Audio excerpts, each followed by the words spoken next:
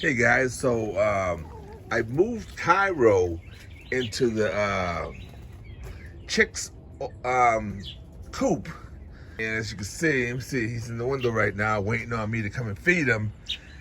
He's getting very close to me releasing him. Getting very close. Kyro.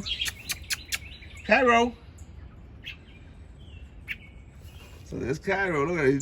He waiting patiently there, impatiently actually, for me to feed him. Once I open the door there, he'll probably fly out onto my arms. There he is. There's my boy. All right, I'm gonna feed you.